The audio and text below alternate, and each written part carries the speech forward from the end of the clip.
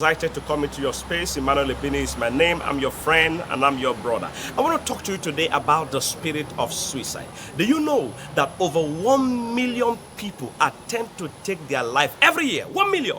Every year attempt to take their lives. Now we'll ask the question, why do people try to take their own life? There are several reasons and I want to give you some of them. One, people try to take their life when they are depressed. People try to take their life when they are super frustrated.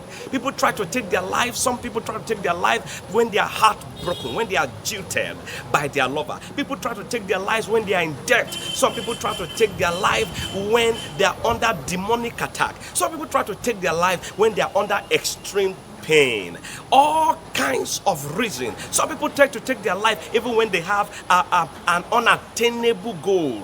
Young people take their life when they have some unattainable goal, some things they couldn't attain, they take their life. To know that suicide spirit have no respect for age. The young take their life, the old also take their life. I also like you to know that suicide spirit have no respect for gender. The women can take their life, men take their life. I like you also to know it has no respect whatsoever for race or color. The Asians, the Americans, the Africans, all races, the whites, the black, the color, they all at one time or the other, some of the persons in it take their own lives also. I like you to know that suicide spirit have no respect for age. The young take their life, the old also take their life. I also like you to know that suicide spirit have no respect for gender. The women can take their life, men take their life. I like you also to know it has no respect whatsoever for race or color. The Asians, the Americans, the Africans,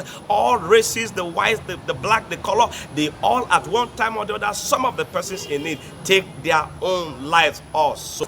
It's important you know, friends, that one thing is common with all those that took their own life, that committed suicide. And the common thing is that they all had a voice. I call it the voice of suicide. Everyone that take their own life have the voice of suicide. What does the voice of suicide say?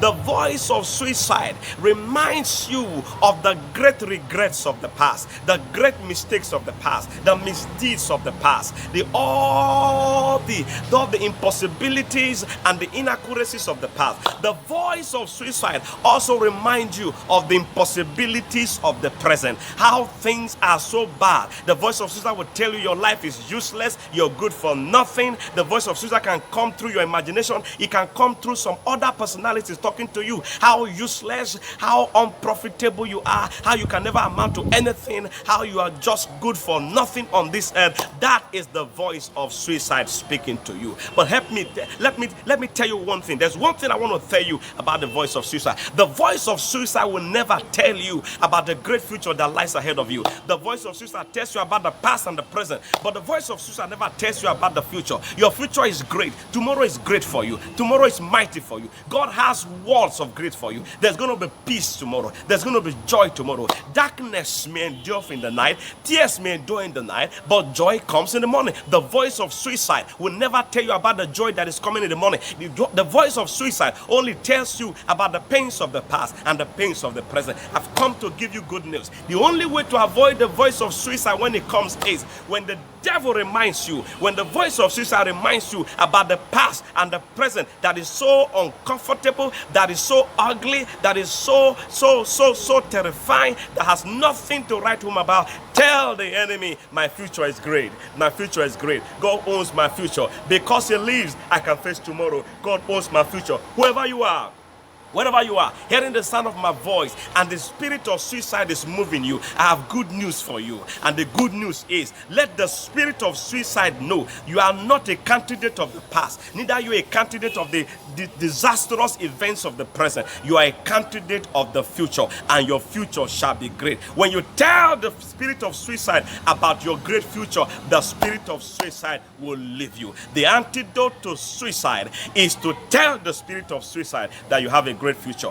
By so doing, the spirit of suicide will leave you in the name of Jesus. It will leave you. It will run away from you, because the spirit of suicide is afraid of your future, and that's why it wants to take your life. I pray and I believe, God, that every spirit of suicide in and around you, the yoke shall be broken in the name of Jesus. Help me share this to your friends and to your neighbors. Somehow, I believe when that spirit comes around them, they will know what to do to chase it away. Once again, I'd like you to know your future is great. You don't have to take your life. Your future is great. Young man, young woman, you don't have to take your life because of the debt. You don't have to take your life because of the broken heart. You don't have to take your life because you are jilted. You don't have to take your life because you have no money in your pocket. You don't have to take your life because you are in debt. I'd like you to know there's a greater future that lies ahead. And if you believe God, that future will come to pass. I love you, but God loves you most. God bless you.